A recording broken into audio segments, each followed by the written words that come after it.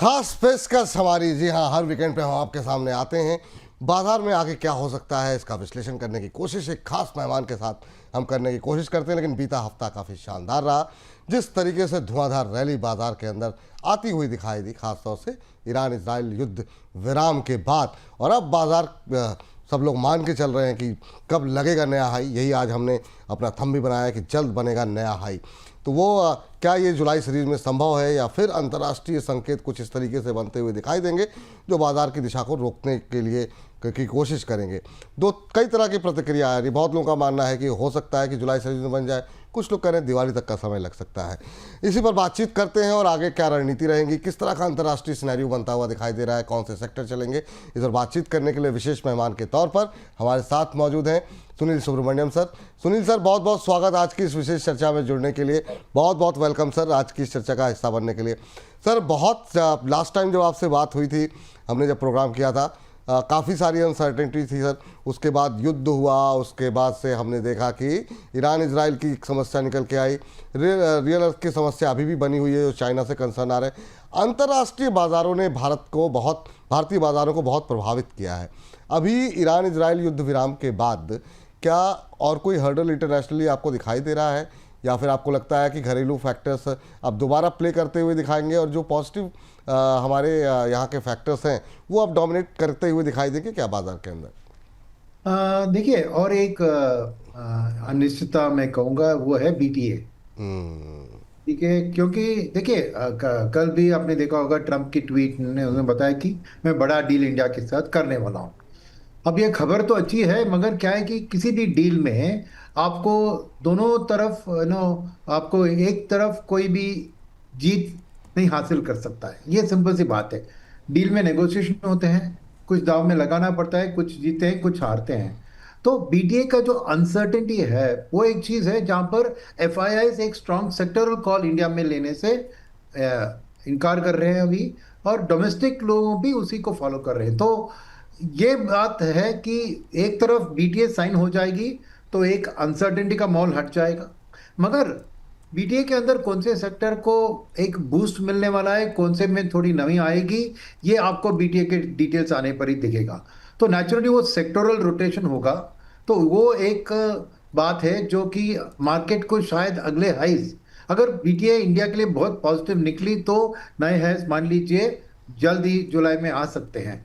मगर अगर बीटीए में हमें कुछ सैक्रिफाइस करना पड़ा तो नेचुरली उन सेक्टरों का वेटेज जो है उसके कारण थोड़ी मार्केट में हलचल मच सकती है। तो वो एक चीज़ है। सेकंड, आपको देखनी चाहिए कि पिछले क्वार्टर की अर्निंग सीजन एक मिक्सड रही। क्वार्टर ऑन क्वार्टर आपको अच्छी अर्निंग्स आ रही थी, मगर मार्केट के हिसाब से जो एक्सपेक्टेशन थी उससे आपको मिक्सड ही रही है। अब ये वाली जुलाई 10 से आपको नेक्स्ट क्वार्टर की अर्निंग्स जो सामने दिखेंगे, क्या वो एक लीड इंडिकेटर होते हैं जीडीपी ग्रोथ की अल्टीमेटली। तो ये क्वार्टर अभी तक जो संकेत आए हैं इकोनॉमी की, इस क्वार्टर के अंदर जीएसटी कलेक्शन की बात करें या फिर इन्फ्लेशन की बात करें, आरबीआई की सपोर्टिव एक्शन की बात करें, ये सब पॉजिटिव रहे हैं। मगर क्या वो अर्निंग्स में, कॉर्पोरेट अर्निंग्स में दिखेंगे अगले क्वार्टर में, वो एक और चीज होगी जिसमें शायद डोमेस्टिक फंड मैनेजर का ज्यादा ध्यान होगा। तो एफआईएस की होगी बीटीए के ऊपर, डोमेस्टिक कोई अर्निंग सीजन के ऊपर, अगर वो अच्छे चले तो तीसरी बात है मॉनसून। अब मॉनसून एक हफ्ते अर्ली आ रही है, क्वांटिटी ऑफ द मॉनसून भी लॉन्ग टर्म एवरेज से बेहतर है, मगर अनिश्चितता इस बात की होगी कि क्या सही जगह पे मॉनसून आ रही है और सही वक्त पे आ रही है। ये चीज भी आपको जुलाई के बाद जब मॉनसून आती है तभी आपको पता लगेंगे। तो ये कुछ चीजें हैं जो मॉनसून को, जो एक मार्केट को शायद थोड़ी एक अनसर्टन दिशा में रखेंगी, मगर ये सब मुझे जुलाई के एंड के अंदर ये सब के एक तरफ डायरेक्शन आपको दिख जाएगी तो डेफिनेटली मार्केट उसके बाद फ्रेश इम्पटस जो दिखेगी वो होगी फेस्टिवल सीजन। जी, ये जो आपने मतलब ये जो मैंने 2-3-4 पॉइंट बनाए हुए थे ना, आपसे एक करके पूछेंगे। एक ही प्रश्न में आपने जो है ये तमाम जो बड़े मुद्दे थे उसका उत्तर दिया, तो उसके लिए धन्यवाद। लेकिन एक एक करके सब पे आते हैं सर। जितना मतलब एक तरीके का अनसर्टन बिहेवियर यूएस से देखने को मिला, खासतौर से डोनाल्ड ट्रंप की तरफ से, ये डील को लेकर के क्या एक्सपेक्टेशन आपकी है? क्योंकि अभी भी लोग कह रहे हैं कि खासतौर से कमोडिटीज़ को लेकर के जो है बहुत सारी पेच जो है वो फंसे हुए हैं। वो भारत नहीं चाहेगा कि यूएस की जो एग्री कमोडिटीज़ हैं उसका डोमिनेंस भारत के अंदर हो। इन्फ्लेशन को लेकर के और बाकी चीज़ों को लेकर भारतीय किसान उधर से लगातार प्रेशर है। क्या यहाँ पेच फंस सकता है और ये कितना बड़ा ट्रिगर है बाजार के लिए अगर यहाँ पर कोई पेच फंसता है तो? देखिए, ये मार्केट के लिए उतना बड़ा ट्रिगर नहीं है, पॉलिटिक्स के लिए बहुत बड़ा ट्रिगर है। क्योंकि एग्रीकल्चर एक फार्मिंग लॉबी के लिए बहुत सेंसिटिव चीज है। तो अगर हमने सोया कॉर्न ऐसी चीजों का कोई ओपनली अलाउ किया इंपोर्ट्स, तो नेचुरली पॉलिटिकली ये थोड़ी टेंशन वाली बात, और शायद उसी चीज के ऊपर अटके हुए हैं मेरे ख्याल में बीटीए वाली टॉक्स, राइट। तो मार्केट को वो अनसर्टेनिटी खत्म होती है, क्योंकि उन तरह की कमोडिटीज का मार्केट के ऊपर ज्यादा इम्पैक्ट नहीं है, राइट। मेरा मानना है, क्योंकि उतने लिस्टेड कंपनी नहीं है। फर्टिलाइजर में लिस्टेड होंगे, पेस्टिसाइड में लिस्टेड होंगे, मगर प्योर अग्री वाले उतने कंपनी नहीं है, तो ओवरऑल मार्केट के ऊपर उतना नहीं, ये नहीं होगा। मगर फोकस क्या होगी बीटीए के अंदर, मैं मानता हूं दो चीज, कि हमारी तरफ से लेबर ओरिएंटेड इंडस्ट्रीज को हम एक बूस्ट की लिए नेगोशिएट करेंगे, जिसमें शामिल होते हैं टेक्सटाइल, जिसमें शामिल होते हैं लेदर, जिसमें शामिल होते हैं आपको आईटी सर्विसेज, और फिर अल्टीमेटली आपको लेबर ओरिएंटेड में आपको ऑटो कंपोनेंट्स भी आएंगे। और इन सब चीज़ों के ऊपर हमारी ध्यान होगी कि यहाँ पर, क्योंकि लेबर एम्प्लॉयमेंट जनरेशन बहुत बड़ा मुद्दा है पॉलिटिकली, तो इसलिए वहाँ पर हम बिल्कुल छोड़ेंगे नहीं। तो उधर एक पॉजिटिव रियलाइजेशन की मेरी आशा है।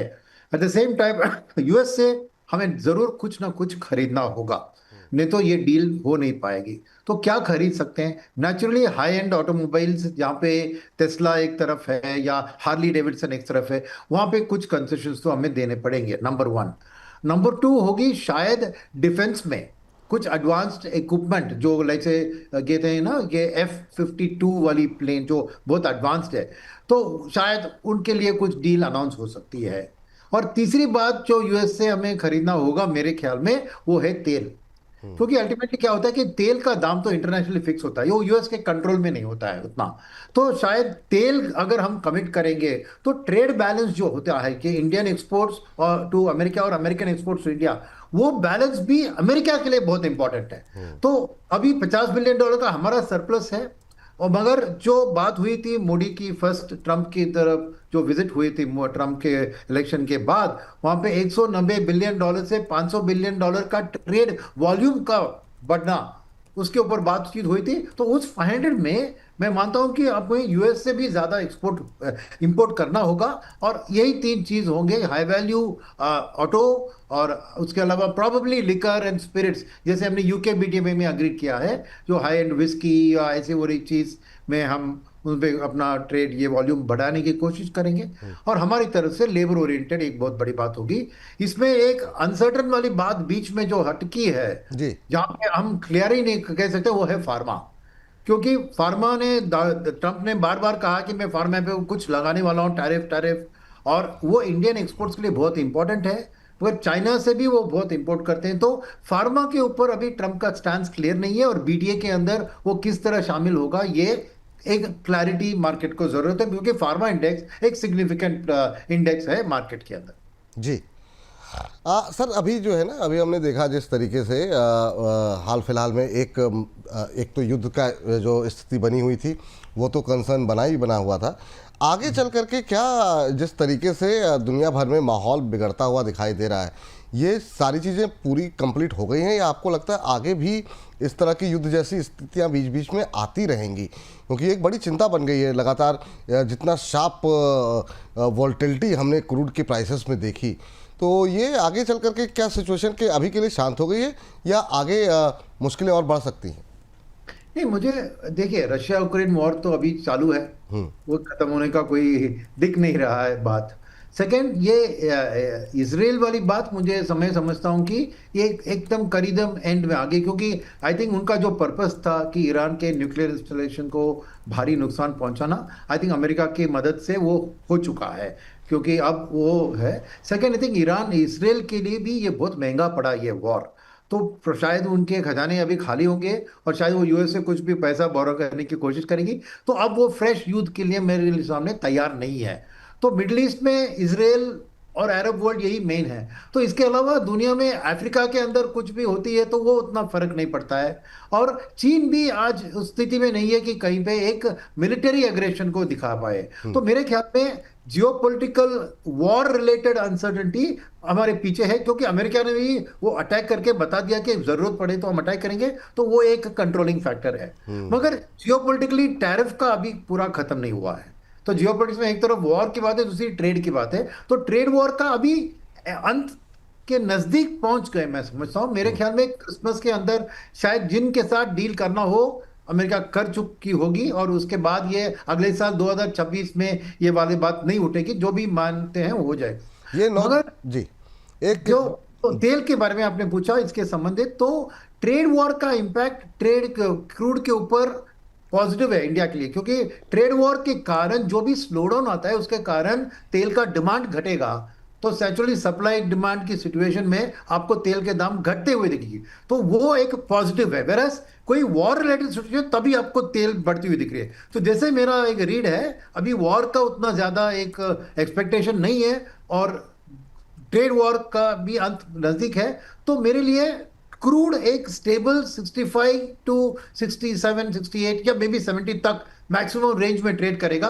तो वो बैड न्यूज नहीं है इंडिया के लिए, क्योंकि ये 65 वाली बात ऑलरेडी हमने ऑब्जर्व कर चुके हैं। तो कोई दिक्कत नहीं होगी मेरे ख्याल में। जियोपॉलिटिक्स का अभी लेस इंपैक्ट होगा इंडियन मार्केट्स के ऊपर, अभी डोमेस्टिक के ऊपर ज्यादा ध्यान होगा।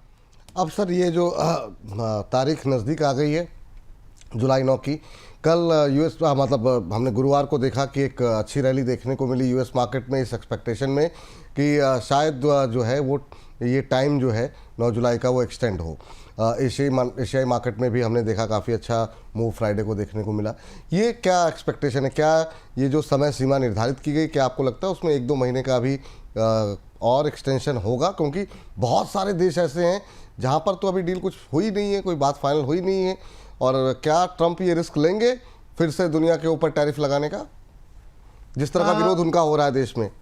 नहीं, मेरा मानना है कि देखिए वो टैरिफ का कंटिन्यू करने के लिए अभी कोर्ट ने भी उनको अलाउ कर दिया है। आपने वो जजमेंट आ गया था, राइट? तो वो क्या करेंगे, जो भी मेरे ख्याल में ना अमेरिका और ट्रंप सभी देश के साथ बीटीए नहीं साइन करेंगे, क्योंकि हर बीटीए में वक्त लगता है, टाइम लगता है और कुछ ना कुछ गिव अप करना पड़ता है। तो मेरे ख्याल में वो 2-3 में भी चाहे 10-15 देश के साथ ही एक बीटीए की कोशिश करेंगे। चीन तो है सामने, यूरोप तो है, उधर यूके के साथ तो हो गया, इंडिया भी शामिल है, और शायद कनाडा और मेक्सिको जहाँ पे यूएस का ज्यादा एक इंपोर्ट्स का इन्वॉल्वमेंट है। बस 10 जापान को जो ये साथ में जोड़ दीजिए। तो बाकी जो छोटे छोटे देश के साथ वो इंपोर्ट कर रहे हैं वहां पे कुछ ना कुछ एक फ्लैट टैरिफ लगा के बात को खत्म कर लेंगे। तो मेरा मानना है कि ये 10 देश के साथ जो कंप्लीट नहीं हुआ तो उनके लिए शायद वो एक्सटेंड करेंगे ये पॉज को, जब तक डील खत्म नहीं साइन करते हैं तो पॉज को एक्सटेंडेड रखेंगे, क्योंकि उनका सोच है कि इनके साथ तो मेरी अल्टीमेटली डील बननी चाहिए, राइट? तो उस हिसाब से वो उसके लिए एक्सटेंड करेंगे, तो वो मार्केट पॉजिटिवली ले लेंगे क्योंकि नेगोशिएशन टेबल पे है। तो इसके अलावा नेगेटिव न्यूज अब टैरिफ की जो है वो सब दाम में है। इससे और नेगेटिव क्या, अगर एक डील फेल होता है एक बड़ी देश के साथ, जापान उठा लीजिए, अगर ट्रंप कहते हैं कि नहीं जापान के साथ मेरी डील नहीं हुई, वो एक नेगेटिव हो सकती है। मगर वो भी समझिए कि इंडिया के बारे में आप सोचिए कि अमेरिका के लिए इंडिया से खाली $50 बिलियन का ट्रेड सरप्लस है इंडिया की तरफ, राइट? बट ओवरऑल उनका 1.2 ट्रिलियन का है। तो उनके लिए ये आज की स्थिति इंडिया के साथ एक बहुत इंपॉर्टेंट नहीं है, हमारे लिए बहुत इंपॉर्टेंट है। मगर वो क्या है कि अगले 10 साल में वो इंडिया को एक चाइना सब्स्टिट्यूट की तरह देख रहे हैं, और इंडिया को एक पॉलिटिकली उनको इंपॉर्टेंट है चीन को पैसिफिक ओशन में कंट्रोल में रखने के लिए। इसलिए उनके लिए इंडिया इंपॉर्टेंट है, not from a money point of view but politically और लॉन्ग टर्म स्ट्रैटेजिकली। तो इसलिए मेरे ख्याल में वो उन्होंने कल भी कहा था कि मैं बहुत जल्द से जल्द इंडिया के साथ डील साइन करने वाला हूं। तो हमारे मार्केट के लिए वो खाली इंडिया वाली डील इंपॉर्टेंट है। तो ओवरऑल वर्ल्ड के लिए वो टैरिफ पॉज चले नहीं चले वो इंडिया के लिए उतना इंपॉर्टेंट नहीं है, और एफआईएस भी इंडिया की ओर इस हालत से देखेंगे। एक और खबर पे जरा लेंगे, उसके बाद से फटाफट सेक्टर पे बात कर देंगे सर। वो है रेयर अर्थ को लेकर के दुनिया भर में बात हो रही, भारत में भी अब कहा जा रहा है कि अब पीएलआई लाएंगे और इसको रेयर अर्थ की मैन्युफैक्चरिंग के लिए। ये चाइना से जो एक नया इशू निकला है, वो कितना बड़ी चिंता है भारतीय ऑटो इंडस्ट्री के लिए या भारतीय बाज़ारों के लिए, क्योंकि यहाँ पर अब इसको लेकर के अब चिंताएँ शुरू हो रही हैं। हालांकि बहुत सारी कंपनियों के पास ने अपनी कह सकते हैं जुगाड़ हिंदी में की कोशिश ये कर रहे हैं कि किस तरीके से हासिल करें। आपको लगता है ये बड़ा इशू बन सकता है क्या आगे? आप ईवी की बात कर रहे हैं या? हाँ, ईवी की रेयर अर्थ को लेकर के सर, चाइना को लेकर के। रेयर अर्थ को, हाँ नहीं देखिए, ये रेयर अर्थ को लेके वो ईवी की इंडस्ट्री है ना, इंडिया अभी भी हाँ मैं मानता हूं कि हम स्टिल आईसी इंडस्ट्री ही है। Okay, EV only at the margin बिक रहा है, right? So I don't think हमारे देश में इतनी जल्दी पूरी ईवी के ओर शिफ्ट नहीं होंगे। और नेचुरली वर्ल्ड की ईवी ग्रोथ में भी ये रेयर अर्थ का शॉर्टेज जो चाइना के कारण हो रहा है, जरूर उस पर इम्पैक्ट होगा, राइट, ईवी पे। मगर इंडिया अभी भी मेरे ख्याल में एक आईसी मार्केट है, क्योंकि ओवरऑल ऑटो इंडस्ट्री को देखें आप ना, तो एक है अपना ट्रैक्टर जहाँ पे ईवी की बात नहीं है, कमर्शियल व्हीकल्स जहाँ पे ज़्यादा ईवी की बात नहीं है, आपको टू व्हीलर लीजिए थोड़ा बहुत, बिकॉज अगर एक बाइक में आपको स्पीड कम हो जाता है ईवी वाली, खाली लेडीज के लिए और इंट्रा सिटी ड्राइविंग के लिए ईवी को, मगर रूरल एरिया में जाएंगे तो अभी भी उनको एक तगड़ा गाड़ी चाहिए, मोटरसाइकिल जो पेट्रोल पे ही चलता है। तो इंडियन इंडस्ट्री का ईवी एक फ्यूचरिस्टिक आउटलुक है और मार्केट भी उसको वैल्यू दे रही है, मगर एक्चुअल रियलिटी में अभी भी इंटरनल कंबशन इंजन आईसीई जो कहते हैं उन्हीं का इंपॉर्टेंस है। और इंडिया के लिए ये रेयर अर्थ का उतना बड़ा सिचुएशन नहीं होगा, अमेरिका के लिए जरूर होगा, बट इंडिया में एक जो कहते हैं टॉप एंड व्हीकल्स में ही आपको ईवी का प्रोग्रेशन दिख रहा है, राइट? तो इसके कारण मैं ओवरऑल ऑटो इंडस्ट्री के ऊपर उतना ज्यादा इसका इंपैक्ट नहीं दिखाऊंगा। यस, मानते हैं कि जहां जिन कंपनियों की ईवी के साथ ज्यादा ध्यान है और जो ईवी के ऊपर डिपेंडेंट है, उन स्टॉक प्राइसेस के ऊपर जरूर इंपैक्ट हो सकता है। मगर अगर चाइना और यूएस अच्छी तरह बीटीए को साइन करते, क्योंकि अभी कह रहे हैं कि साइन कर दिया, पर एक्चुअल में मुझे अभी याद नहीं है कि वो एक्चुअली हस्ताक्षर अभी किया नहीं है। तो जब वो डील हो जाता है ना, तो रेयर अर्थ को भी अमेरिका को लेना पड़ेगा, चीन को देना पड़ेगा। ये नहीं होगा कि बीटीए को साइन करे और रेयर अर्थ के भी ऊपर में दबाव लगा के डालो। तो वंस ये बीटीए का सिचुएशन क्लियर होता है बिटवीन यूएसए एंड चाइना, तो रेयर अर्थ की सिचुएशन भी उतनी गंभीर नहीं होगी। जी सर। अब सर आते हैं जरा, जो हमारे दर्शक सबसे ज़्यादा सुनना चाहते हैं, कुछ स्टॉक्स के बारे में, कुछ सेक्टर के बारे में। अब अपने घरेलू बाज़ार पे आते हैं। भारतीय बाज़ारों को ये चाल शायद बहुत पहले आ जाती है अगर दुनिया भर में ऐसा कुछ नहीं चलता, क्योंकि बहुत सारे कदम रहे, चाहे भारत पाकिस्तान युद्ध में फंस गया, उसके बाद से फिर ईरान इजराइल, अमेरिका के टैरिफ, बहुत सारी चीज़ें ऐसी रहीं।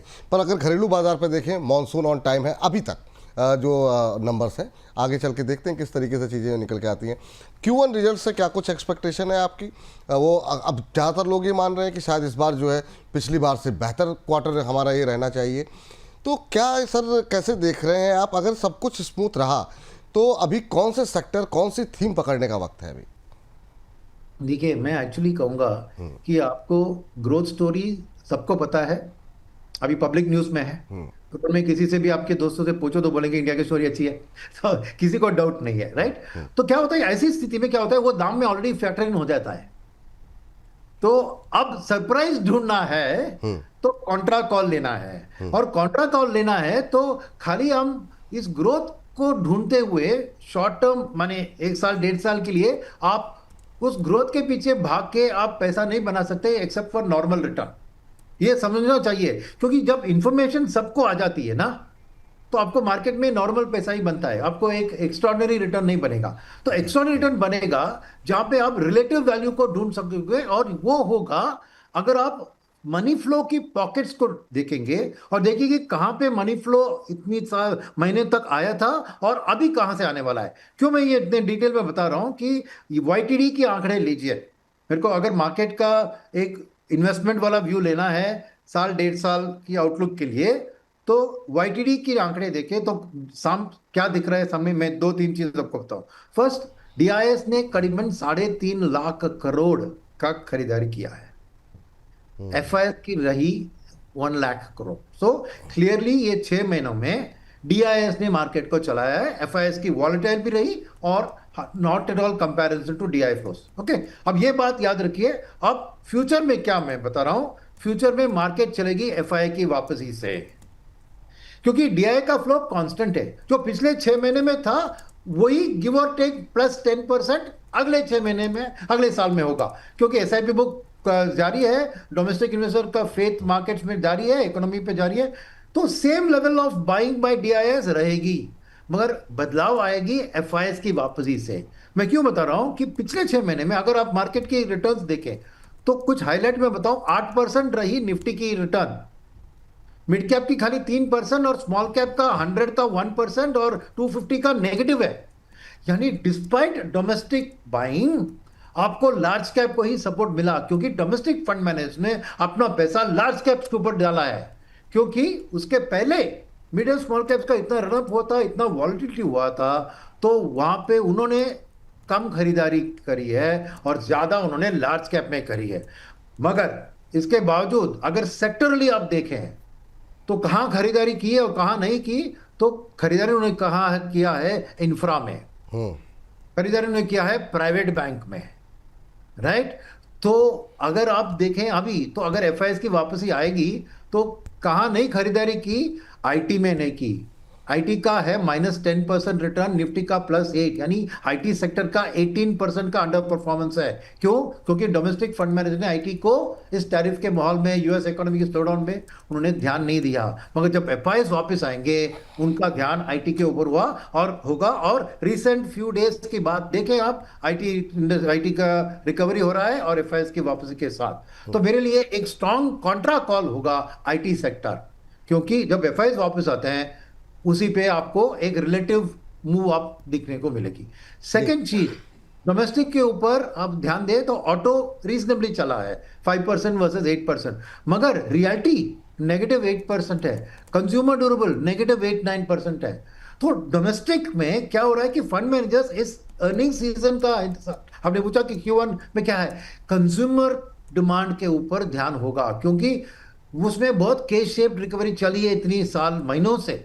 तो अब क्या वो एक यू शेप, यानी बॉटम ऑफ द पिरामिड की buying, broader shape buying, realty और इसमें यानी affordable housing, entry level car, two wheeler, क्या इनमें सेल कैसी रही है इस क्वार्टर में, ये ध्यान में रखे हुए वहां पे एक बाउंस बैक आ सकता है। अगर वो नंबर अच्छी निकली तो डेफिनेटली वहां पे पुल बैक हो सकता है, क्योंकि लिक्विडिटी काफी है, ईएमआई, आरबीआई की सपोर्टिव एक्शन कारण ईएमआई भी घटेंगे और गवर्नमेंट की फिस्कल पॉलिसी के कारण लोगों के हाथ में पैसा भी अप्रैल से शुरू हो गया है टैक्स सेविंग्स के जरिए। तो इन सब चीजों का इंपैक्ट Q1 रिजल्ट्स में आपको कंजम्पशन सेक्टर की देखनी पड़ेगी, और अगर वो नंबर्स लिव अप करते हैं तो एक स्ट्रांग रैली मुझे डिस्क्रिशनरी कंजम्पशन में, जहां पे कंज्यूमर ड्यूरेबल्स है, ऑटो है, रियल्टी है और हाई एंड रिटेल है, ये सब में मुझे एक शॉर्ट टर्म में एक कैचअप रैली दिखती है। ये मेरे लिए सेकंड पॉजिटिव है। और तीसरी पॉजिटिव मेरे लिए होगी पब्लिक सेक्टर बैंक, क्योंकि क्या चला है, प्राइवेट सेक्टर बैंक चला है, मगर आरबीआई की एक्शंस पब्लिक सेक्टर बैंक्स को भी पॉजिटिव है। उसके अलावा आरबीआई ने भी प्रोजेक्ट फाइनेंस के लिए राहत दिया है कैपिटल एडिक्वेसी में, और जब प्राइवेट कैपेक्स की पिकअप्स होगी तो पब्लिक सेक्टर ही आगे रहेगी उसको फाइनेंस करने में। तो मुझे एक थोड़ी लंबी अवधि लेकर एक आउटलुक लेंगे तो पीएसयू बैंक्स में मुझे एक अच्छा इन्वेस्टमेंट का अपॉर्चुनिटी दिख रहा है। तो ये है मेरी sector calls at this point of view. Of course long term की बात करें तो मुझे डिफेंस अच्छी लगती है, क्योंकि स्टोरी अभी एक स्ट्रक्चरल स्टोरी बन गई है, इंफ्रा की स्टोरी भी अच्छी लग रही है, और overall banking and financial services में सेविंग्स एंड इन्वेस्टमेंट्स का भी मुझे एक आउटलुक अच्छा दिख रहा है। वो थोड़ी मीडियम टर्म कॉल होगी। अब सर काफ़ी सारे सेक्टर आपने कवर करे, लास्ट कमेंट आपसे यही जानना चाहेंगे, एक चीज़ जो रह गई जिस पे लोगों की काफ़ी, एक तो है पावर और दूसरा है पीएसयू में और दूसरा है डिफेंस। डिफेंस की स्टोरी तो मतलब लगातार चल रही है, और अभी जो है नाटो में जब हमने देखा कि वहाँ पर यूरोपियन यूनियन जो है 5% डिफेंस बजट बढ़ा रहा है, इन सब का असर भारतीय बाज़ारों पे क्या रहेगा, और जिस तरीके से यहाँ पर प्राइवेट पार्टिसिपेशन बढ़ाने की बात की जा रही है, तो क्या पीएसयू के साथ साथ ये जो आइडिया फोर्ज और बाकी जो कंपनियां हैं, पारस डिफेंस, इन सब में काफ़ी अच्छी रैली रही है, वहाँ फोकस करना भी चाहिए, या आपको लगता है कि ठीक है अब ये थीम चल गई, अब इसको थोड़ा छोड़ देना चाहिए पीछे? आपका सजेशन क्या रहेगा? मेरा सजेशन है कि ज़रूर निवेश करें डिफेंस में, मगर 2-3 क्लैरिफिकेशन में दूं क्या है, फर्स्ट टाइम फ्रेम आपका लंबा रखिए, may be even 7 years to 10 years, क्योंकि ये लॉन्ग टर्म ग्रोथ स्टोरी है। क्यों मैं कह रहा हूं कि ये दाम आज जो दिख रहा है उसमें शॉर्ट टर्म ग्रोथ डिस्काउंट हो चुका है, मगर लॉन्ग टर्म का सस्टेनेबल ग्रोथ अभी भी आपको रिटर्न्स दिलवा सकती है। One, second, story of the past है पब्लिक सेक्टर डिफेंस कंपनीज की। इसलिए मेरा मानना है कि आप खाली डिफेंस इंडेक्स में निवेश करके मत इंतजार कीजिए, क्योंकि 75 to 80% डिफेंस इंडेक्स में पब्लिक सेक्टर स्टॉक्स। तो आपको अपने आप एक डिफेंस का एक डाइवर्सिफाइड पोर्टफोलियो बनाना चाहिए, 20-25 स्टॉक लेकर, मगर वेटेज उसमें 60 to 65% प्राइवेट सेक्टर डिफेंस को देना चाहिए और 30-35% पब्लिक सेक्टर। कारण क्यों है कि ये मॉडर्न डे डिफेंस का भी वक्त है, नॉट पुरानी डिफेंस वाली स्टोरी, जो ने ड्रोन्स है, यूएवीज है, मिसाइल्स है। और जैसे अपने नेटो की बात ली, तो नेचुरली ऐसी चीजों का इंपोर्ट इंडिया में जो इंडो पाक वॉर में ये इस्तेमाल हुआ, उसकी स्ट्रांग क्वालिटी और इफेक्टिवनेस सामने दिखी। तो जरूर इंडियन प्राइवेट सेक्टर कंपनी जो ये सब चीज में शामिल है, उनके लिए ऑर्डर बुक बहुत अच्छी एक्सपोर्ट्स की बढ़ सकती है। और मेरा मानना है कि एक्सपोर्ट्स जो लास्ट पिछले साल 23-24 हजार के करीब थी, वो 50,000 तक दुगना अगले 3-4-5 साल में हो सकते हैं। तो मेरी डिफेंस में आउटलुक यही है। टू समराइज, आउटलुक एक 7-10 साल की रखिए। सेकेंड, आपकी पोर्टफोलियो में आप प्राइवेट सेक्टर को ज्यादा शेयर दीजिए इन टर्म्स ऑफ दिस। और थर्ड, एक डाइवर्सिफाइड स्टॉक स्पेसिफिक बेट ना ले, पूरी एक डाइवर्सिफाइड पोर्टफोलियो 20-25 स्टॉक की आप बनाकर उसमें निवेश कीजिए। ठीक है सर, चलते चलते कोई मैसेज हमारे दर्शकों को आप देना चाहें? क्या ये समय ख़रीदारी का है? बहुत लोग ये कह रहे हैं काफ़ी चल गया, तो क्या ये प्रॉफिट बुक करने का समय है? ये इस समय को कैसे आप रिटेल निवेशकों को खास तौर से हमारे क्या संदेश देना चाहेंगे?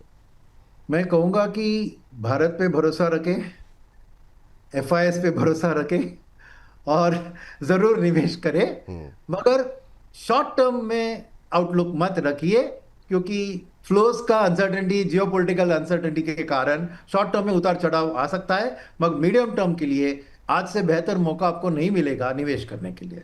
चलिए, बहुत बहुत शुक्रिया सर, बहुत बहुत धन्यवाद आज की इस चर्चा में जुड़ने के लिए, बहुत बहुत शुक्रिया आपका। तो हमारी इस खास पेशकश में इतना ही। सुनील जी से जो बातचीत का सार निकला है वो ये है कि जहाँ पे कंजम्पशन है वो थीम चलेगी। डिफेंस को लेकर के भी उनका मानना ये है, चुनिंदा शेयरों में खरीदारी के मौके वहाँ पर हैं। आईटी पे एक कॉन्ट्राव्यू लेने की सलाह इस समय निकल के आई है। ये वो सेक्टर्स हैं जो कि आगे लीड करते हुए दिखाई देंगे। अगर कोई अंतर्राष्ट्रीय बाधा नहीं हुई तो फिर जुलाई में बाजार जो है वो नया हाई बनाता हुआ दिखाई देगा। खास तौर से अगर यूएस अमेरिका डील होती है तो वो बाजार के लिए एक बड़ा ट्रिगर यहाँ पर साबित हो सकता है। इसके अलावा पहले तिमाही के नतीजों पर भी नजर रहेगी, तो बने रहिए बोनस के साथ। आपको वहाँ पर जो भी अपडेट आएगी वो आपको बताते रहेंगे। मुझे इजाज़त दीजिए, नमस्कार।